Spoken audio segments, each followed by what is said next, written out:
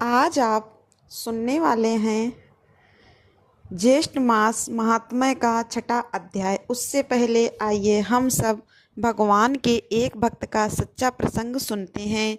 श्री वृंदावन में एक विरक्त संत रहते थे जिनका नाम था पूज्य श्री सेवादास जी महाराज। श्री सेवादास जी महाराज जी ने अपने जीवन में कभी भी कोई भी वस्तु इकट्ठी नहीं की। उनके पास एक लंगोटी, कमंडल, माला और श्री शालिग्राम जी, बस इतने ही थे। एक छोटी सी कुटिया उन्होंने बना रखी थी जिसमें एक बड़ा सा सुंदर संदूक रखा हुआ था। संत जी बहुत ही कम अपनी कुटिया के भीतर बैठकर भजन करते थे। अपना अधिकतर समय वह वृक्ष के नीचे भजन में बिताया करते। अगर कोई संत आ जाते तो कुटिया के भीतर उनका आसन लगा देते थे। एक बार वहाँ एक बदमाश व्यक्ति आया और उसकी नज़र कुटिया के भीतर रखे उस सुंदर संदूक पर पड़ी। उसने सोचा कि अवश्य ही महात्मा को कोई खजाना मिला हुआ होगा जिसे यहाँ छुपा रखा है। महात्मा को भला धन का क्या काम, मौका पाते ही मैं इसे चुरा लूँगा। फिर एक दिन बाबा जी कुटिया के पीछे भजन कर रहे थे। अवसर पाकर उस चोर ने कुटिया के अंदर प्रवेश किया और संदूक को तोड़ मरोड़ कर खोल लिया। उस संदूक के भीतर एक और छोटा संदूक रखा था। चोर ने उस संदूक को भी खोलकर देखा कि उसके अंदर एक और छोटा संदूक है। ऐसा करते करते उसे बहुत सारे संदूक मिले और आखिर में एक छोटा सा संदूक उसे मिला। उसने वह संदूक खोला तो देखकर बड़ा दुखी हो गया, क्योंकि उस संदूक में तो धन की बजाय केवल मिट्टी रखी थी। बड़े दुख में भरकर वह कुटिया के बाहर निकल ही रहा था कि ठीक उसी समय श्री सेवादास जी वहाँ पर आ गए। श्री सेवादास जी ने चोर से कहा, अरे भाई, तुम इतने दुखी क्यों हो रहे हो? तब चोर ने कहा, इतने सुंदर संदूक में क्या कोई मिट्टी भरकर रखता है? बड़े अजीब महात्मा हो। श्री सेवादास जी बोले, अत्यंत श्रेष्ठ मूल्यवान वस्तु को संदूक में रखना ही तो उचित है। चोर कहने लगा, यह मिट्टी कौन सी मूल्यवान वस्तु है? तब श्री सेवादास जी बोले, यह कोई साधारण मिट्टी नहीं है, यह तो पवित्र श्री वृंदावन रज है और यहाँ के रज के प्रताप से अनेक संतों ने भगवान श्री कृष्ण को प्राप्त किया है। यह रज प्राप्त करने के लिए तो देवता भी ललचाते हैं। यहाँ के रज को श्री कृष्ण के चरण कमलों का स्पर्श प्राप्त है। श्री कृष्ण ने तो इस रज को अपने श्री मुख में रखा है। चोर को बाबा की बात कुछ समझ में नहीं आई तो वह कुटिया से बाहर जाने लगा। उसे जाते देखकर बाबा ने कहा, सुनो, इतना कष्ट करके खाली हाथ जा रहे हो, मेहनत का फल तो तुम्हें मिलना भी चाहिए। चोर ने कहा, क्यों हंसी मजाक कर रहे हो? आपके पास देने के लिए भी क्या है? श्री सेवादास जी कहने लगे, मेरे पास तो देने के लिए कुछ नहीं है, परंतु इस ब्रज रज में सब कुछ प्रदान करने की सामर्थ्य है। चोर बोला, मिट्टी भला किसी को क्या दे सकती है? विश्वास हो तो यह रज स्वयं प्रभु से मिला सकती है, और चोरी करना तो तुम्हारा काम धंधा है, और महात्मा के यहाँ से खाली हाथ जाएगा तो यह भी ठीक नहीं। जाते जाते ही प्रसाद लेकर जा। ऐसा कहकर श्री सेवादास जी ने थोड़ी सी ब्रज रज लेकर उस चोर के माथे पर लगा दी, और माथे पर रज का स्पर्श होते ही वह चोर भगवान के पवित्र नामों का उच्चारण करने लग गया। श्री कृष्ण केशव गोविंद गोविंद, और उसका हृदय निर्मल हो गया और फिर वह महात्मा के चरणों में गिर गया। महात्मा ने उसे फिर नाम जप और सत्य सेवा का उपदेश दिया, फिर उसका जीवन कृष्णमय बना दिया। तो इस संसार से भगवान के धाम की पवित्र रज भी कितना बड़ा चमत्कार कर जाती है। और अगर आपके साथ भी कभी ऐसी कोई घटना घटित हुई हो जिसमें आपको भगवान का चमत्कार नजर आया हो तो ज़रूर बताइएगा, और वीडियो को लाइक और चैनल को सब्सक्राइब अवश्य करिएगा। आप सुनिए आज का महात्म्य। उद्यापन विधि बताते हुए श्री ब्रह्मा जी बोले, हे याज्ञवल्क्य, सिद्धार्थ, सप्तमी के व्रत के अनंतर अर्थात दूसरे दिन स्नान, पूजन, जप और हवन आदि करके भोजक, पुराण वेदता और वेद पारंगत ब्राह्मणों को भोजन कराकर लाल वस्त्र, दूध देने वाली गाय, उत्तम भोजन और जो जो पदार्थ आपको प्रिय हों वे सब मध्याह्न काल में भोजकों को दान देने चाहिए। यदि भोजक न प्राप्त हो सके तो पौराणिक को, और पौराणिक न मिले तो साम वेद जानने वाले मंत्र विद ब्राह्मण को यह भी वस्तुएं दे देनी चाहिए। हे मुनि, यह सिद्धार्थ सप्तमी व्रत के उद्यापन की संक्षिप्त विधि है। इस प्रकार भक्ति पूर्वक 7 सप्तमी का व्रत करने से अनंत सुखों की प्राप्ति होती है और 10 अश्वमेघ यज्ञ का फल भी प्राप्त होता है। इस व्रत को करने से सभी कार्य सिद्ध हो जाते हैं। गरुड़ को देखकर सर्प आदि की तरह कुष्ठ आदि हर प्रकार के रोग इसके अनुष्ठान से ही दूर भाग जाते हैं। व्रत नियम और तप करके 7 सप्तमी के व्रत करके मनुष्य विद्या, धन, पुत्र, भाग, आरोग्य और धर्म को तथा अंत समय में सूर्यलोक को प्राप्त कर लेता है। इस सप्तमी व्रत की विधि का जो श्रवण करता है अथवा उसे पढ़ता है वह भी सूर्य नारायण में लीन हो जाता है। देवता और मुनि भी इस व्रत के महात्म को सुनकर सूर्य नारायण के भक्त हो गए हैं। जो पुरुष इस आख्यान का स्वयं श्रवण करता है अथवा दूसरे को सुनाता है वे दोनों ही सूर्यलोक को जाते हैं। रोगी अगर इसका श्रवण कर ले तो रोग मुक्त हो जाता है। इस व्रत की जिज्ञासा रखने वाला भक्त अभिलषित इच्छाओं को प्राप्त कर लेता है और सूर्यलोक को जाता है। अगर इस आख्यान को पढ़कर यात्रा की जाए तो मार्ग में किसी प्रकार के विघ्न नहीं आते और यात्रा भी सफल हो जाती है। जो कोई जिस भी पदार्थ की जिस भी इच्छा से कामना करता है वह उसे निश्चित ही प्राप्त कर लेता है। गर्भिणी स्त्री इस आख्यान को सुने तो वह सुखपूर्वक पुत्र को जन्म देती है। वध्या अर्थात बांझ सुने तो वह संतान सुख प्राप्त करती है। ये याज्ञवल्क्य यह सब कथा सूर्य नारायण जी ने मुझसे कही थी और मैंने आपको सुना दी और अब आप भी भक्ति पूर्वक सूर्य नारायण की आराधना करें जिससे सभी पाप नष्ट हो जाएं। उदित होते ही जो अपनी किरणों से संसार का अंधकार दूर कर प्रकाश फैलाते हैं वे द्वादशात्मा सूर्य नारायण ही जगत के माता पिता और गुरु हैं। अतिथि पुत्र भगवान सूर्य आप पर प्रसन्न हो। श्री ब्रह्मा जी आगे कहने लगे, हे याज्ञवल्क्य, भगवान सूर्य जिन नामों के स्तवन से प्रसन्न होते हैं अब मैं उनका वर्णन कर रहा हूँ। ध्यान पूर्वक सुनो। नित्य, रवि, अर्क, भानु, भास्कर, मतंग, मार्तंड तथा विवस्वान नामों से युक्त भगवान सूर्य को मेरा नमस्कार है। आदिदेव, रश्मि वाली, दिवाकर, दीप्त, अग्नि तथा मेहर नामक भगवान आदित्य को मेरा नमस्कार है। हे अदिति के पुत्र भगवान सूर्य, आप प्रभाकर मित्र, गोपति अर्थात किरणों के स्वामी तथा दिगपति नाम वाले हैं। आपको मेरा नित्य नमस्कार है। दाता विधाता, अर्यमा, वरुणा, पूषा, भग, मित्र, परजन्य, अंशुमान नाम वाले भगवान सूर्य को मेरा प्रणाम है। हितकत अर्थात संसार का कल्याण करने वाले, धर्म तपन, हरिताभ अर्थात हरे रंग के अश्वों वाले विश्वपति भगवान सूर्य को नित्य मेरा नमस्कार है। ब्रह्मा, विष्णु, महेश, आत्मस्वरूप, सप्त और सप्तेश आपको मेरा नमस्कार है। अद्वितीय एक चक्र रथ अर्थात जिनके रथ में केवल एक ही चक्र है। हे ज्योतिषमती, हे सर्व प्राणभूत सभी प्राणियों का भरण पोषण करने वाले, आपको मेरा नित्य नमस्कार है। समस्त प्राणी जगत का हित करने वाले शिव और आरती हर प्रबंध बोध अर्थात कमलों को विकसित करने वाले वेद मूर्ति भगवान सूर्य को नमस्कार है। प्रजापतियों के स्वामी महर्षि कश्यप के पुत्र आपको नमस्कार है। भीम पुत्र और पावक नाम वाले तारासुर आपको नमस्कार है। आपको नमस्कार है। दृषण, कृष्ण, अदिति पुत्र तथा लक्ष्य नाम वाले भगवान सूर्य को बारंबार नमस्कार है।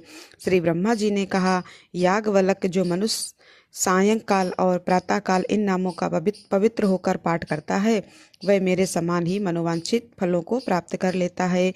इस नाम स्तोत्र से सूर्य की आराधना करने पर उसके अनुग्रह से धर्म, अर्थ, काम, आरोग्य, राज्य तथा विजय की प्राप्ति होती है। अगर मनुष्य बंधन में हो तो इसके पाठ से बंधन मुक्त हो जाता है। इसके जप करने से सभी पापों से छुटकारा मिल जाता है। यह जो सूर्य स्तोत्र मैंने तुम्हें बताया है यह अत्यंत रहस्यमय है। सुमंतु मुनि कहने लगे, हे राजन, श्री ब्रह्मा जी से इस प्रकार उपदेश प्राप्त कर याज्ञवल्क्य मुनि ने सूर्य भगवान की आराधना की, जिसके प्रभाव सुने सालोक मुक्ति प्राप्त हुई। अतः भगवान सूर्य की उपासना करके आप भी उस देव दुर्लभ मोक्ष को प्राप्त कर सकेंगे। राजा शतानिक ने पूछा, हे मुनि, जम्बू द्वीप में भगवान सूर्यदेव का आदि स्थान कहाँ है जहाँ विधि पूर्वक आराधना करने से शीघ्र ही मनोवांछित फल की प्राप्ति हो सके। तब सुमंतु मुनि ने कहा, राजन, इस जम्बू द्वीप में भगवान सूर्य नारायण के मुख्य 3 स्थान हैं। प्रथम इंद्रवन है, दूसरा मुंडीर तथा तीसरा तीनों लोकों में प्रसिद्ध कालप्री अर्थात कालरपा नामक स्थान है। इस द्वीप में इन तीनों के अलावा एक अन्य स्थान भी श्री ब्रह्मा जी ने बतलाया है, जो कि चंद्रभागा नदी के तट पर अवस्थित है और जिसको सापुर भी कहा जाता है। वहाँ भगवान सूर्य नारायण सांब की भक्ति से प्रसन्न होकर लोक कल्याण के लिए अपने 12 रूपों में से मित्र रूप में निवास करते हैं। जो भक्ति पूर्वक उनका पूजन करता है उसे वे स्वीकार करते हैं। राजा शतानिक ने फिर से पूछा, हे महामुनि, सांब कौन है, किसका पुत्र है? भगवान सूर्य ने उसके ऊपर अपनी कृपा क्यों की, यह भी आप बता दें कि कृपा करें। तब सुमंतु मुनि इस प्रकार कहने लगे कि राजन, संसार में 12 आदित्य प्रसिद्ध है। इनमें से विष्णु नाम के जो आदित्य हैं वे इस जगत में वासुदेव श्री कृष्ण के रूप में अवतीर्ण हुए। उनकी जामवती नाम की पत्नी से महाबलशाली शांब नामक पुत्र हुआ। वह शापवश कुष्ठ रोग से ग्रस्त हो गया। उससे मुक्त होने के लिए उसने भगवान सूर्य नारायण की आराधना की और उसी ने अपने नाम से सांबपुर नाम का एक नगर बसाया और वहीं पर भगवान सूर्य नारायण की प्रथम प्रतिमा स्थापित की। राजा शतानिक ने पूछा, महाराज, सांब के द्वारा ऐसा कौन सा अपराध हुआ था जिससे उसे इतना कठोर श्राप मिला? थोड़े से अपराध पर तो श्राप नहीं मिलता। राजा का प्रश्न सुनकर सुमंतु मुनि कहने लगे, राजन, इस वृतांत का वर्णन हम संक्षेप में कर रहे हैं, आप सावधान होकर सुनिए। एक समय रुद्र के अवतार भूत दुर्वासा मुनि तीनों लोकों में विचरण करते हुए द्वारकापुरी में आए, परंतु पीले पीले नेत्रों से युक्त कृश शरीर अत्यंत विकृत रूप वाले दुर्वासा को देखकर शाम अपने सुंदर स्वरूप के अहंकार में आकर उनके देखने, चलने आदि चेष्टाओं की नकल करने लगे। उनके मुख के समान अपना ही विकृत मुख बनाकर उन्हीं की भांति चलने लगे, जिसे देखकर सा को रूप और यौवन का अत्यंत अभिमान है। ऐसा समझकर दुर्वासा मुनि को अत्यंत क्रोध आया और दुर्वासा ऋषि तो वैसे भी अपने क्रोध के लिए जाने जाते हैं। वे क्रोध से कांपते हुए कह उठे कि सा, मुझे कुरूप और अपने आप को अतिरूप संपन्न मानकर तूने मेरा परिहास किया है। जा, तू शीघ्र ही कुछ रोग से ग्रस्त हो जा। ऐसे ही एक बार फिर से उपहास किया जाने के कारण दुर्वासा मुनि को फिर श्राप देना पड़ा और उसी श्राप के कारण सांब से लोहे का एक मूसल उत्पन्न हुआ, जो समस्त यदुवंशियों के विनाश का कारण बना। अतः देवता, गुरु और ब्राह्मण आदि की अवज्ञा बुद्धिमान पुरुष को कभी नहीं करनी चाहिए। इन लोगों के सामने सदैव विनम्र ही बना रहना चाहिए, सदा मधुर वाणी ही बोलनी चाहिए। राजन, ब्रह्मा जी ने भगवान शिव के सामने जो 2 श्लोक पढ़े थे, क्या उनको आपने नहीं सुना है? इन श्लोकों का हिंदी अनुवाद है, जो धर्मात्मा है तथा जिसने सम्मान और क्रोध पर विजय प्राप्त कर ली है, विद्या से युक्त और विनम्र है, दूसरे को संताप नहीं देता, अपनी स्त्री से संतुष्ट है और पराई स्त्री का परित्याग करने वाला है, ऐसे मनुष्य के लिए संसार में किंचित मात्र भी भय नहीं है। पुरुष को चंद्रमा, जल, चंदन और शीतल छाया वैसा आनंदित नहीं कर पाते हैं जैसा आनंद उसे हितकार मनुष्य वाणी सुनने से प्राप्त होता है। राजन, इस प्रकार दुर्वासा मुनि के श्राप से सांब को कुष्ठ रोग हुआ था। फिर उसने भगवान सूर्य नारायण की आराधना करके पुनः अपने सुंदर रूप तथा आरोग्य को प्राप्त किया और अपने नाम का सापुर नाम का एक नगर बसाकर उसमें भगवान सूर्य को प्रतिस्थापित किया। राजा शैतानिक ने कहा, हे महामुनि, सांब के द्वारा चंद्रभागा नदी के तट पर सूर्य नारायण की जो स्थापना की गई है वह स्थान आदिकाल से तो नहीं है, फिर भी आप उस स्थान के महात्मा का इतना वर्णन कैसे कर रहे हैं, इसमें मुझे संदेह हो रहा है। सुमंतु मुनि कहने लगे, हे भरत, वहाँ पर सूर्य परायण का स्थान तो सनातन काल से सांब ने उस स्थान की प्रतिष्ठा तो बाद में की है, इसका हम संक्षेप में वर्णन करते हैं, आप भी प्रेम पूर्वक उसे सुनिए। इस स्थान पर ब्रह्मा स्वरूप जगत स्वामी भगवान सूर्य नारायण ने अपने मित्र रूप में तप किया है। वे ही अव्यक्त परमात्मा भगवान सूर्य सभी देवताओं और प्रजाओं की सृष्टि करके स्वयं 12 रूप धारण कर आदित्य के गर्भ से उत्पन्न हुए, इसी कारण उनका नाम आदित्य पड़ गया।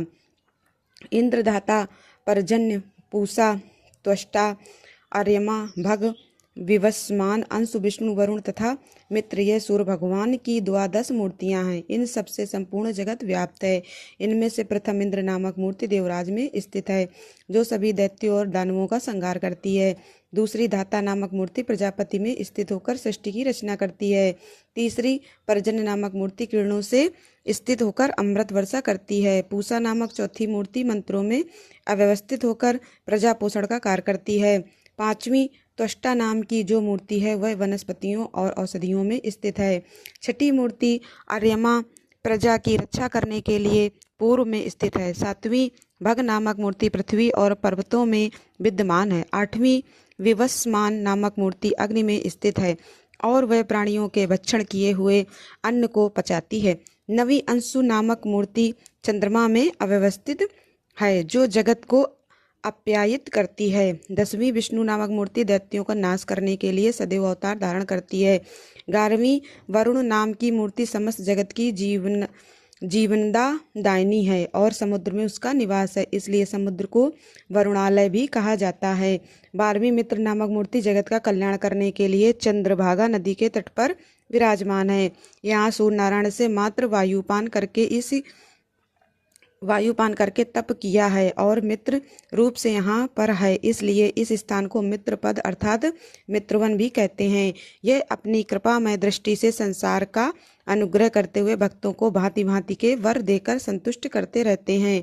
यह स्थान पुण्यप्रद है। महाबाहु, यहीं पर अमित तेजस्वी सांब ने सूर्य नारायण की आराधना करके मनोवांछित फल प्राप्त किया है।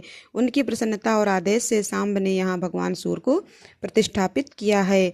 जो पुरुष भक्ति पूर्वक सूर्य नारायण को प्रणाम करता है और श्रद्धा भक्ति से उनकी आराधना करता है, वह संपूर्ण पापों से मुक्त होकर सूर्य लोक में निवास करता है। अब जानिए देवर्षि नारद के द्वारा सूर्य के विराट रूप तथा उनके प्रभाव के वर्णन के बारे में। सुमंतु मुनि बोले, हे राजन, भयंकर कुष्ठ रोग का श्राप प्राप्त कर दुखी होकर सांब ने अपने पिता भगवान श्री कृष्ण से पूछा, हे तात, मेरा यह कष्ट कैसे दूर होगा? कृपा कर इसका कोई उपाय भी आप बताइए। भगवान कृष्ण कहने लगे, वत्स, तुम भगवान सूर्य की आराधना करो, उससे तुम्हारा यह कुष्ठ रोग दूर हो जाएगा। तुम देवर्षि नारद द्वारा सूर्य नारायण के आराधना विधान की शिक्षा प्राप्त करो, वे प्रसन्न होकर तुम्हें विस्तार से उनकी आराधना का विधान बतलाएंगे। एक दिन नारद जी द्वारकापुरी में भगवान श्री कृष्ण का दर्शन करने के लिए आए। उसी समय सांब ने अत्यंत विनम्र भाव से जाकर उन्हें प्रणाम किया और हाथ जोड़कर प्रार्थना की। कहने लगे कि महामुनि, मैं आपकी शरण में हूँ, आप मेरे ऊपर कृपा कर कोई ऐसा उपाय बतलाइए जिससे मेरा शरीर कुष्ठ रोग से मुक्त हो सके और मेरा कष्ट भी दूर हो जाए। नारद जी के कहने लगे, सदेव जिनकी स्तुति करते हैं उन्हीं का तुम भी पूजन करो, उन्हीं की कृपा से तुम रोग से मुक्त हो जाओगे। नारद जी की बात सुनकर सांब ने फिर पूछा, महाराज, देवंग किसका पूजन और स्तुवन करते हैं? आप ही उसे भी बताइए जिससे मैं उनकी शरण में जा सकूं। यह साप अग्नि मुझे दग्ध कर रही है। ऐसा कौन देवता है जो कृपा करके मुझे इस विपत्ति से मुक्त करा सकेगा? तब नारद जी कहने लगे, पुत्र, समस्त देवताओं के पूज्य, नमस्कार करने योग्य और निरंतर स्तुति योग्य भगवान सूर्य नारायण ही हैं। तुम उनके प्रभाव को सुनो। किसी समय समस्त लोकों में विचरण करता हुआ मैं सूर्यलोक में जा पहुंचा। वहां मैंने देखा कि देवता, गंधर्व, नाम, यक्ष, राक्षस और अप्सराएं सूर्य नारायण की सेवा में लगे हुए हैं। गांधर्व गीत गा रहे हैं और अप्सराएं नृत्य कर रही हैं। राक्षस, यक्ष तथा नांग शस्त्र धारण करके उनकी रक्षा करने के लिए वहां पर खड़े हुए हैं। ऋग्वेद, यजुर्वेद और सामवेद मूर्तिवान स्वरूप धारण कर स्वयं स्तुति कर रहे हैं और ऋषि भी वेदों की ऋचाओं से उनका स्तुवन कर रहे हैं। मूर्ति रूप में प्रातः, मध्याह्न और सायंकाल की तीनों सुंदर रूप वाली संध्याएं हाथ में वज्र तथा बाण धारण किए हुए सूर्य नारायण के चारों ओर स्थित हैं।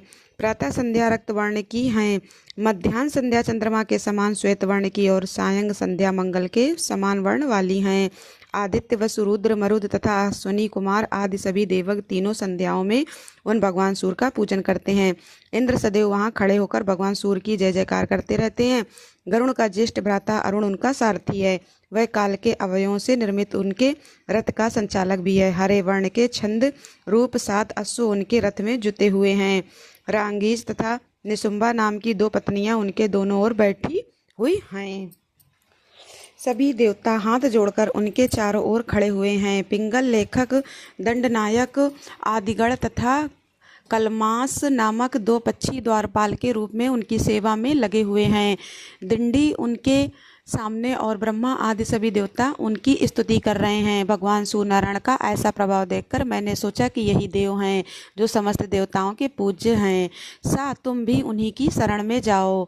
तब सा पूछने लगे कि महाराज, मैं भली भांति यह जानना चाहता हूँ कि सूर्य नारायण सर्वगत कैसे हैं, उनकी कितनी रश्मियाँ हैं, कितनी मूर्तियाँ हैं, रागी तथा निछुम्बा नाम की ये दोनों पत्नियाँ कौन हैं, पिंगल लेखक और दंड नायक वहाँ क्या काम करते हैं, कलमास पक्षी कौन है, उनके आगे स्थित रहने वाले दंडी कौन हैं, और वे कौन कौन देवता हैं जो उनके चारों ओर खड़े रहते हैं। मुनिवर कृपया आप इन सब का तत्वतः अच्छी तरह से वर्णन कीजिए, जिससे मैं सूर्य नारायण के प्रभाव को जानकर उनकी शरण में जा सकूं। तब देवर्षि नारद कहने लगे, सा अब मैं सूर्य नारायण के महात्मा का वर्णन कर रहा हूँ, तुम भी उसे प्रेम पूर्वक सुनो। विवस्वान देव अव्यक्त कारण नित्य सत और असत स्वरूप हैं। जो तत्व चिंतक पुरुष हैं वे उनको प्रधान और प्रकृति कहा करते हैं। वे गंध वर्ण तथा रस से हीन और शब्द और स्पर्श से रहित हैं। वे जगत की योनि हैं तथा सनातन पर ब्रह्मा हैं। वे सभी प्राणियों की नियंता हैं। वे अनादि अनंत अज सूक्ष्म त्रिगुण निराकार तथा अविज्ञ हैं। उन्हें परम पुरुष कहा जाता है। उन्हीं महात्मा भगवान सूर्य से यह समस्त जगत पर्याप्त है। उन परमेश्वर की प्रतिमा ज्ञान और वैराग्य लक्षणों वाली है। उनकी बुद्धि धर्म और ऐश्वर्य को प्रदान करने वाली है। ब्रह्मा बुद्धि कही जाती है। उन अव्यक्त की जो भी इच्छा होती है वही सब उत्तम होता है। वे ही सृष्टि के समय चतुर्मुख ब्रह्मा बन जाते हैं और प्रलय के समान काल रूप हो जाते हैं। पालन के समय वे ही पुरुष विष्णु रूप धारण कर लेते हैं।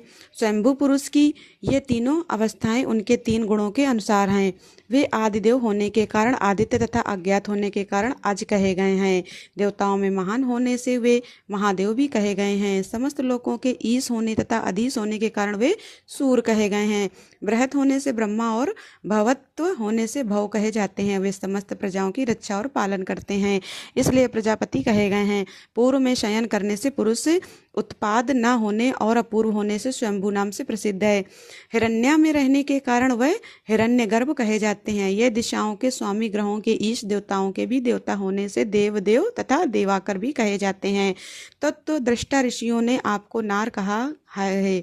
यह आप इनका आश्रय है, इसलिए आप नारायण कहे गए हैं। और यह शीघ्रतावाचक शब्द है। आप ही समुद्र रूप धारण करने फिर उसमें शीघ्रता नहीं रहती, इस कारण उसे नार भी कहते हैं। प्रलय काल में सभी स्थावर जंगम नष्ट हो जाते हैं। जब संपूर्ण जगत समुद्र के समान एकाकार हो जाता है तब वे पुरुष नारायण का रूप धारण करके उस समुद्र में शयन भी करते हैं। वे पुरुष वेदों में सहस्त्र सिरों, सहस्त्रों भुजाओं, सहस्त्रों नेत्रों तथा सहस्त्रों चरणों वाले कहे गए हैं। वे ही देवताओं में प्रथम देवता भी हैं और जगत की रक्षा करने वाले भी हैं। नारद जी ने फिर से कहा, सांप सहस्त्र गुण के समान अपनी रात्रि बिताकर प्रभात होते ही उन पुरुष ने जब सृष्टि रचने की इच्छा की तब उन्होंने देखा कि संपूर्ण पृथ्वी जल में डूबी हुई है। फिर उन्होंने वराह रूप धारण करके महासागर के जल में निमग्न पृथ्वी का उद्धार किया। उस समय उनका वेदमय शरीर कंपित हो उठा और रोमों में स्थित महर्षिगण उनकी स्तुति करने लगे। पुनः ब्रह्मा जी का रूप धारण कर वे सृष्टि की रचना करने लगे। उन्होंने सबसे पहले अपने ही समान अपने मन से मुझ सहित श्रेष्ठ 10 मानस पुत्रों को उत्पन्न किया, जिनके नाम और भृगु, अंगिरा, अत्रि, पुलत्स्य, पुल, क्रतु, मरीच, दक्ष और वशिष्ठ इन प्रजापतियों की सृष्टि करने के बाद प्रजाओं की हित कामना से वे ही सूर्यनारायण देवी अदिति के रूप में स्वयं प्रादुर्भूत हुए। मरीच के पुत्र कश्यप हुए। दक्ष की कन्या अदिति का विवाह महर्षि कश्यप के साथ हुआ। उसने भूर्भव एवं श्वा से संयुक्त एवं अंड उत्पन्न किया, जिससे 12 आत्मा भगवान सूर्य प्रकट हुए। इस सूर्यमंडल का व्यास 9000 योजन है। 27,000 योजन उसकी परिधि है। जिस प्रकार कदम का फूल चारों ओर केसरों से व्याप्त रहता है, ठीक उसी प्रकार सूर्यमंडल अपनी किरणों से परिव्याप्त रहता है। वह सहस्त्रों सिर वाला पुरुष जिसको परमात्मा कहते हैं इस तेजोमय मंडल के बीच में स्थित है और वह अपनी सहस्त्र किरणों द्वारा नदी, समुद्र, हरत, कूप आदि से जल को ग्रहण कर लेता है। सूर्य की प्रभा रात के समय अग्नि में प्रवेश कर जाती है, इसलिए रात में अग्नि दूर से ही दिखाई देने लगती है। सूर्योदय के समय वही प्रभा पुनः सूर्य में प्रविष्ट हो जाती है। प्रकाशत्व और उष्णत्व ये दोनों गुण सूर्य में तथा अग्नि में भी हैं। इस प्रकार सूर्य और अग्नि एक दूसरे को आप्यायित किया करते हैं। साम हेत किरण गौ रश्मि गभस्ति अभीषु घन उर वसु मरीच नाड़ी दधित साध्य मयूख भानु अंशु सातर्ची सुपर्ण कर तथा पाद ये 20 भगवान सूर्य के किरणों के नाम कहे गए हैं, जो संख्या में 1000 हैं, जिनमें से 400 किरणें वृष्टि करती हैं अर्थात बारिश करती हैं, जिनका नाम चंदन है। इन किरणों का स्वरूप अमृतमय है। 300 किरणें हिम को वहन करती हैं और उनका नाम चंद्र है और वर्ण पीत है। शेष 300 शुक्ल नाम वाली किरणें धूप की सृष्टि करती हैं। देवराज इंद्र आदि देवता इन्हीं से उत्पन्न हुए हैं और देवताओं तथा जगत का संपूर्ण तेज भी इन्हीं का है। अग्नि में दी गई आहुति सूर्य नारायण को ही प्राप्त होती है, इसलिए आदित्य से ही वृष्टि उत्पन्न होती है। वृष्टि से अर्थात वर्षा से अन्न उत्पन्न होता है और अन्न से प्रजा का पालन होता है। ध्यान करने वाले लोगों के लिए ध्यान रूप और मोक्ष प्राप्त करने की इच्छा से आराधना करने वाले लोगों के लिए यह मोक्ष स्वरूप है। क्षण मूर्ति दिन मत्स्य पास ऋतु अयन संतवन तथा युग की कल्पना सूर्य नारायण के बिना संभव ही नहीं है। काल नियम के बिना अग्निहोत्र आदि कर्म नहीं हो सकते। ऋतु विभाग के बिना पुष्प फल तथा फूल की उत्पत्ति संभव नहीं है और उनके न रहने से तो संपूर्ण जगत के व्यवहार की नष्ट हो जाएंगे। सूर्य नारायण के सामान द्वादश नाम इस प्रकार हैं: आदित्य, सविता, सूर्य, मेहर, अर्क, प्रतापन, मार्तंड, भास्कर, भानु, चित्र, भानु, दिवाकर और रवि। विष्णु, धाता, भंग, पूषा, मित्र, इंद्र, वरुण, अर्यमा, विवस्वान, अंशुमान, त्वष्टा और पर्जन्य, ये द्वादश आदित्य हैं। चैत्र आदि 12 महीनों में ये द्वादश आदित्य उदित रहते हैं। चैत्र मास में विष्णु, वैशाख मास में अर्यमा, ज्येष्ठ में विवस्वान, आषाढ़ में अंशुमान, श्रावण में पर्जन्य और भाद्रपद में वरुणाश्वनी में इंद्र, कार्तिक में धाता, मार्गशीर्ष में मित्र, पौष में पूषा, माघ में भग और फाल्गुन में त्वष्टा नाम के आदित्य तपते हैं। उत्तर नारायण पारायण में सूर्य किरणें वृद्धि को प्राप्त करती हैं और दक्षिणायन में वह किरणें वृद्धि घटने लगती है। इस प्रकार सूर्य किरणें लोकोपकार में प्रवृत्त रहती हैं। जैसे स्फटिक में विभिन्न रंगों के प्रविष्टि होने से वो अनेक वर्णों का दिखाई देता है, जैसा एक ही मेघ आकाश में अनेक रूपों का हो जाता है। और गुण विशेष से जैसे आकाश से गिरा हुआ जल भूमि के रस वैशिष्ट से अनेक स्वाद और गुणों वाला हो जाता है। जिस प्रकार एक ही अग्नि ईंधन भेद के कारण अनेक रूपों में विभक्त हो जाती है और जैसे वायु पदार्थों के संयोग से सुगंधित और दुर्गंध युक्त हो जाती है, जैसे ग्रह अग्नि के अनेक नामों हो जाते हैं, उसी प्रकार एक सूर्य नारायण ही ब्रह्मा, विष्णु और शिव आदि अनेक रूप धारण करते हैं। इसलिए इनकी भक्ति अनेक प्रकार से करनी चाहिए। इस प्रकार जो सूर्य नारायण को जानता है वह रोग तथा पापों से शीघ्र ही मुक्त हो जाता है। पापी पुरुष की सूर्य नारायण के प्रति भक्ति कभी नहीं होती। इसलिए हे सांब, तुम सूर्य नारायण की आराधना करो, जिससे तुम इस भयंकर व्याधि से मुक्त होकर सभी कामनाओं को प्राप्त कर लोगे। अब जानिए भगवान सूर्य के परिवार के बारे में।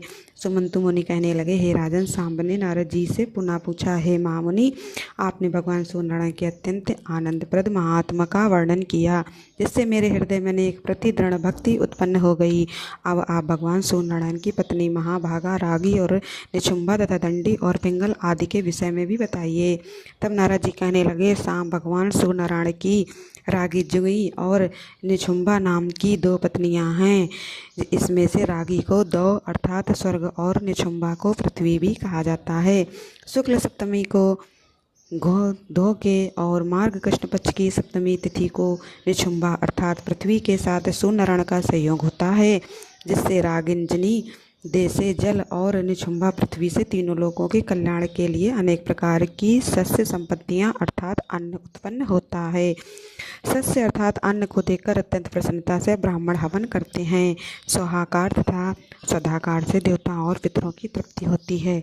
जिस प्रकार रागी अपने 2 रूपों में हुई और यह जिनकी पुत्री है तथा इनकी जो संतानें हुई उनका हम वर्णन करते हैं, इसे अब आप प्रेम पूर्वक सुनिए। साम ब्रह्मा के पुत्र मरीच, मरीच के कश्यप, कश्यप से हिरण्यकपु और हिरण्यकश्यपु से प्रहलाद, प्रहलाद से विमोचन नाम का एक पुत्र हुआ। विमोचन की बहन का विवाह विश्वकर्मा के साथ हो गया, जिससे संज्ञा नाम की एक कन्या उत्पन्न हुई। मरीच की सुपा नाम की कन्या का विवाह अंगिरा ऋषि से हो गया, जिससे बृहस्पति उत्पन्न हुए। बृहस्पति की ब्रह्मा अवादिनी बहन ने 8वें प्रभास नामक वसु से पानी ग्रहण किया, जिसका पुत्र विश्वकर्मा समस्त शिल्पों को जानने वाला हुआ। उन्हीं का नाम त्वष्टा भी है, जो देवताओं के बड़े ही हुआ करते हैं। इन्हीं की कन्या संज्ञा को रागी कहा जाता है। इन्हीं को दौ दशा प्रभा तथा सुरेणु भी कहते हैं। इन्हीं संज्ञा की छाया का नाम निशुंभा है। सूर्यनारायण की संज्ञा नामक भार्या अर्थात पत्नी बड़ी ही रूपवती और पतिव्रता थी, किंतु भगवान सूर्यनारायण मानव रूप में उसके समीप नहीं जाते थे और अत्यधिक तेज से परिव्याप्त होने के कारण सूर्यनारायण का वह स्वरूप सुंदर मालूम नहीं होता था, इसलिए वे संज्ञा को भी अच्छा नहीं लगता था। संज्ञा के 3 संतानें उत्पन्न हुई, किंतु सूर्यनारायण के तेज से व्याकुल होकर वह अपने पिता के घर चली गईं और हजारों वर्षों तक वहीं पर रहीं। जब पिता ने संज्ञा से पति के घर जाने के लिए अनेक बार कहा, तब वह उत्तर कुरु देश को चली गईं। वहाँ वह अश्विनी का रूप धारण करके तृण आदि चढ़ती हुई समस्त समय बिताने लगी। सूर्य भगवान के समीप संज्ञा के रूप में उसकी छाया निवास करती थी। सूर्य उसे ही संज्ञा समझते थे। उसे 2 पुत्र हुए और 1 कन्या हुई, श्रुतु श्रोहा तथा श्रुतुकर्मा। ये 2 पुत्र और अत्यंत सुंदर तप्ती नाम की कन्या छाया की संतानें हैं। श्रुतश्रोहा तो सावर्णी मनु के नाम से प्रसिद्ध होगा और श्रुतकर्मा ने शनिश्चर नाम से प्रसिद्धि प्राप्त की। संज्ञा जिस प्रकार से अपनी संतानों से स्नेह करती थी, वैसा स्नेह छाया ने कहीं नहीं किया। इस अपमान को संज्ञा के ज्येष्ठ पुत्र सावर्णी मनु ने तो सहन कर लिया, किंतु उनके छोटे पुत्र यम अर्थात धर्मराज सहन नहीं कर सके। छाया ने जब बहुत ही क्लेश देना शुरू कर दिया, तब क्रोध में आकर बालपन तथा भावी प्रलपता के कारण उन्होंने अपनी विमाता छाया की भर्त्सना की और उसे मारने के लिए अपना पैर उठा दिया। यह देखकर क्रुद्ध विमाता छाया ने उन्हें कठोर श्राप दे डाला। कहने लगी, दुष्ट, तुम अपनी माँ को पैर से मारने के लिए तैयार हो रहे थे, इसलिए तुम्हारा यह पैर टूट कर गिर जाए। छाया के श्राप से विफल होकर यम अपने पिता के पास गए और उन्हें सारा वृत्तांत कह सुनाया। पुत्र की बातें सुनकर सूर्यनारायण कहने लगे, पुत्र, इसमें कुछ विशेष कारण तो जरूर होगा, क्योंकि अत्यंत धर्मात्मा तुझ जैसे पुत्र के ऊपर माता को क्रोध आया है। सभी पापों को तो निदान है, किंतु माँ के श्राप का कभी अन्यथा नहीं हो सकता। पर मैं तुम्हारे ऊपर अधिक स्नेह होने के कारण एक उपाय कहता हूँ। यदि तुम्हारे पैर के मांस को लेकर कृमि भूमि पर चले जाएं, तो इससे माता का श्राप भी सत्य हो जाएगा और तुम्हारे पैर भी रक्षा हो जाएगी। सुमंतु मुनि कहने लगे, राजन, इस प्रकार पुत्र की आश्वासन देकर सूर्यनारायण छाया के समीप जाकर कहने लगे, छाया, तुम इनसे स्नेह क्यों नहीं करती हो? एक माँ के लिए तो सभी संतानें समान ही होनी चाहिए। यह सुनकर छाया ने कोई उत्तर नहीं दिया, जिससे सूर्यनारायण को क्रोध आ गया और वे श्राप देने के लिए तैयार हो गए। छाया भगवान सूर्य को क्रोध देखकर डर गई और उसने अपना संपूर्ण वृत्तांत बतला दिया। तब सूर्य अपने ससुर विश्वकर्मा के पास गए। अपने जासूर को क्रोधित देखकर विश्वकर्मा ने उनका पूजन किया तथा मधुर वचनों से उन्हें शांत किया और कहने लगे, देव, मेरी पुत्री संज्ञा आपकी अत्यंत तेज को सहन न कर सकने के कारण वन को चली गई और वह आप के उत्तम रूप के लिए वहाँ पर महान तपस्या कर रही है। श्री ब्रह्मा जी ने मुझे आज्ञा दी है कि यदि उनकी अभिरुचि हो तो तुम संसार के कल्याण के लिए सूर्य को तराश कर उत्तम रूप बनाओ। विश्वकर्मा का यह वचन सूर्यनारायण ने स्वीकार कर लिया और तब विश्वकर्मा ने शाक द्वीप में सूर्यनारायण को ब्रह्मी अर्थात खराद पर चढ़ाकर उनके प्रचंड तेज को खराद डाला, जिससे उनका रूप बहुत कुछ सौम्य बन गया। सूर्यनारायण ने भी अपने योग बल से इस बात की जानकारी की कि संपूर्ण प्राणियों से आदृश्य हमारी पत्नी संज्ञा अश्विनी के रूप को धारण करके उत्तर कुरु में निवास कर रही है। अतः सूर्य भी स्वयं अश्व का रूप धारण कर उसके पास आकर मिले। फलता फिर बाद में अश्विनी से देवताओं के वैद्य जुड़वा अश्विनी कुमारों का जन्म हुआ, जिनके नाम हैं नासत्य और दस्त्र। इसके बाद सूर्यनारायण ने अपना वास्तविक रूप धारण किया। उस रूप को देखकर संज्ञा अत्यंत प्रीत से प्रसन्न हो गई और वह उनके समीप चली गई।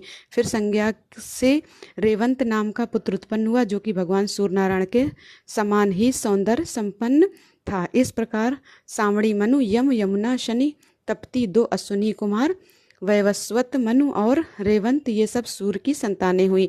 यम की भगनी यमी यमुना नदी बनकर प्रवाहित हुई। सावर्णी 8वें मनु होंगे। सावर्णी मनु मेरु पर्वत के षष्ठ प्रदेश पर तपस्या कर रहे हैं।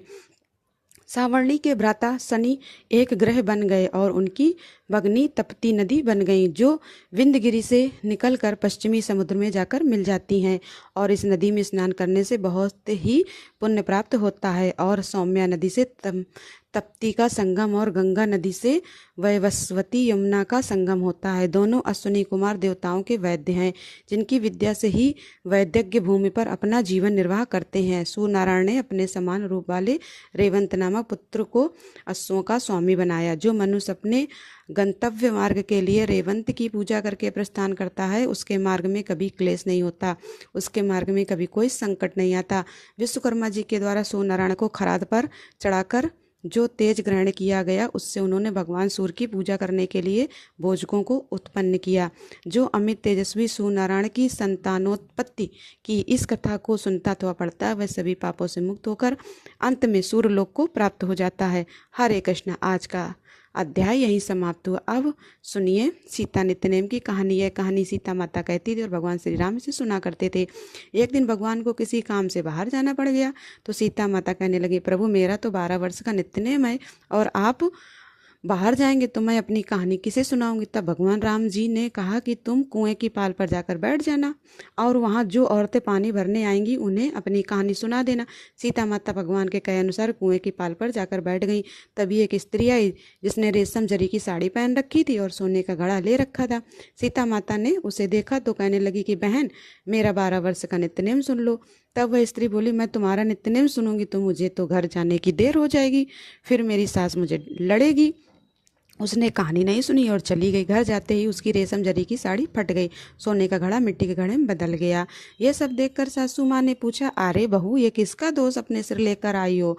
तब बहू ने कहा कि माँ जी, कुएं पर एक औरत बैठी थी, उसने कहानी सुनने के लिए कहा लेकिन मैंने नहीं सुनी, जिसका यह फल मुझे मिला है। अब बहू की बात सुनकर अगले दिन वही साड़ी और घड़ा लेकर सास कुएं की पाल पर गई। सास को वहीं पर सीता माता बैठी मिली तो सीता माता ने उनसे भी यही कहा कि बहन मेरी कहानी सुन लीजिए। सास बोली कि एक बार छोड़ो, मैं तो 4 बार कहानी सुन लूँगी। तब सीता माता ने कहना शुरू किया, राम आए लक्ष्मण आए, देश के पुजारी आए, नित्य नेम का नेम लाए, आओ राम बैठो राम, तपी रसोई जीमो राम, माखन मिश्री खाओ राम, दूध बतासा पियो राम, सूत के पल का मोठो राम, साल दुसाला पोठो राम, साल दुसाला ओढ़ो राम, जब बोलूँ जब राम ही राम, राम सवारे सबके काम, खाली घर भंडार भरेंगे, सबका बेड़ा पार करेंगे, श्री राम जय जय राम। सास बोली कि बहन कहानी तो बहुत अच्छी लगी। कहानी सुनकर सास घर चली गई और उसकी वह साड़ी फिर से रेशम जरी की बन गई और मिट्टी का घड़ा भी सोने के घड़े में बदल गया। ये सब देखकर बहू बोली, माँ जी आपने ये सब कैसे किया। सास ने कहा, बहू तू तो दोष लगा के आई थी और मैं अब दोष उतार कर आ रही हूँ।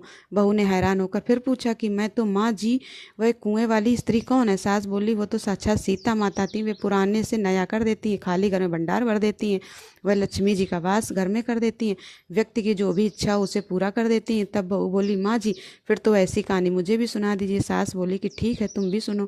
फिर सास ने कहानी शुरू की, राम आए लक्ष्मण आए, देश की पुजारी आए, नित्य नेम का नेम लाए, आओ राम बैठो राम, तपी रसोई जीमो राम, माखन मिश्री खाओ राम, दूध बतासा पियो राम, सूत के पल का मोठो राम, साल दुसाला पोठो राम, साल दुसाला ओढ़ो राम, जब बोलूँ जब राम ही राम, राम सवारे सबके काम, खाली घर भंडार भरेंगे, सबका बेड़ा पार करेंगे, श्री राम जय जय राम। कहानी सुनकर बहू बोली, माँ जी कहानी तो बहुत अच्छी है। सास ने कहा, ठीक है अब तो हम इस कहानी को रोज़ कहा करेंगे। अब सास बहू रोज़ सवेरे उठती, नहाती धोती और पूजा करने के बाद नित्यनेम की सीता माता की कहानी कहती हैं। एक दिन उनके यहाँ पड़ोस की एक औरत आई और बोली, बहन जरा सी आँच तो दे देना। तो वो बोली कि आँच तो अभी तक हमने जलाई ही नहीं। पड़ोसन ने पूछा कि तो फिर तुम सुबह 4 बजे से उठकर क्या कर रही हो। उन्होंने बताया कि सुबह उठकर हम तो पहले पूजा करते हैं, फिर सीता माता के नित्यनेम की कहानी कहते हैं। पड़ोसन ने उनकी बात सुनकर फिर पूछा, सीता माता की कहानी कहने से तुम्हें क्या मिला। तब वो बोली कि इनकी कहानी कहने से घर में भंडार भर जाते हैं, सारे काम सिद्ध हो जाते हैं, मन की इच्छा भी पूरी होती है। पड़ोसन बोले कि बहन फिर तो ऐसी कहानी मुझे भी सुना दो। वह बोली, ठीक है तो फिर तुम भी ये कहानी सुन लो। राम आए लक्ष्मण आए, देश के पुजारी आए, नित्य नेम का नेम लाए, आओ राम बैठो राम, तपी रसोई जी मो राम, माखन मिश्री खाओ राम, दूध बतासा पियो राम, सूत के पल का मोटो राम, साल दुसाला पोठो राम, साल दुसाला ओढ़ो राम, जब बोलूं जब राम ही राम, राम सवारे सबके काम, खाली घर भंडार भरेंगे, सबका बेड़ा पार करेंगे, श्री राम जय राम जय जय राम। सारी कहानी सुनने के बाद पड़ोसन कहने लगी, बहन कहानी तो मुझे बहुत अच्छी लगी। अब वह पड़ोसन भी नित्यनेम सीता माता की कहानी कहने लगी। कहानी कहने से सीता माता ने पड़ोसन के भी भंडार भर दिए।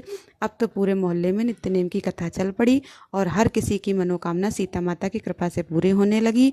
हे सीता माता, हे जानकी माता, जैसे आपने उनके भंडार भरे वैसे ही सबके भरना। कहानी कहने वाले के, सुनने वाले के और हुंकार भरने वाले के भी सभी प्रेम से बोलिए सीता माता की जय।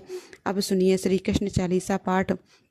बंसी शोभित कर मधुर नील जलद तन श्याम, अरुण अधर जनु बिंबा फल नयन कमल अभिराम, पूर्ण इंद्र अविरिंद मुख पीतांबर शुभ आज, जय मनमोहन मदन छवि कृष्ण चंद्र महाराज, जय यघुनंदन जय जगवंदन, जय वसुदेव देव की नंदन, जय यशोदा सुत नंद दुलारे, जय प्रभु भक्तन के द्रकतारे, जय नटनागर नाग नथैया, कृष्ण कन्हैया देनु चरैया, पुनिनख पर प्रभु गिरवर धारो, आओ दीनन कष्ट निवारो, बंसी मधुर अध धर धर तेरी, होवे पूर्ण मनोरथ मेरी, आओ हरि पूर्णिमा माखन चाखो, आज लाज भारत की राखो, कोल कपोल चिबुक अरुणारे, मृदु मुस्कान मोहिनी डारे, रंजित राजीव नयन विशाला, मोर मुकुट वैजंती माला, कुंडल श्रवण पीत पटे पाटी, कड़िका काछन काछे, छे नील जलज सुंदर तन सोहे, छबिलक सुर नर मुनि मन मोहे, मस्तक तिलक अलग घुंघराले,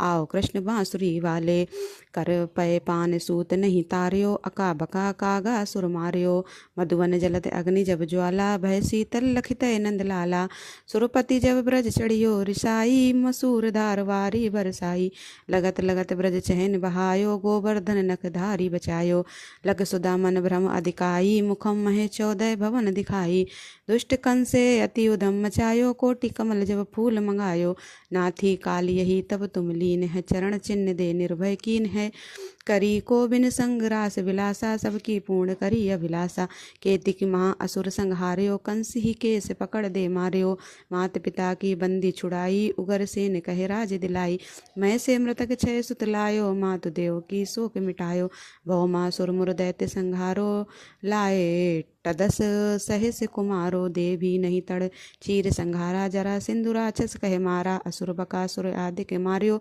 भक्तन के तब कष्ट निवार्यो, दीन सुदामा के दुख टार्यो, तंदुल 3 मूठ मुख डार्यो, प्रेम के साग विदुर घर मांगे, दुर्योधन के मेवा त्यागे, लख प्रेम की महिमा भारी, ऐसे श्याम दीन हितकारी, भारत के पारत रथा के लिए चक्र कर नहीं, बलता के निज गीता के ज्ञान सुनाए, भक्तन हृदय सुधा बरसाए, मीरा थी ऐसी मतवाली, विष पी गई बजा कर ताली, राणा भेजा सांप बिटारी, साली ग्राम बने बनवारी, निज निज माया तुम विदय दिखावो, उरते संशय सकल मिटायो, तब सत निंदा कर तत्काला, जीवन मुक्त भयो शिशुपाला, जब ही द्रौपदी टेर लगाई, दीनानाथ लाज अब जाई, तुरत हैं वसन बने नंदलाला, बड़े चीर भय हरि मुँह काला, असनाथ के नाथ कन्हैया, डूबत भंवर बचावत नैया, सुंदर दास आस उधारी, दया दृष्टि की जय बनवारी, नाथ सकल मम कुमत निवारो, क्षमो बेग अपराध हमारो,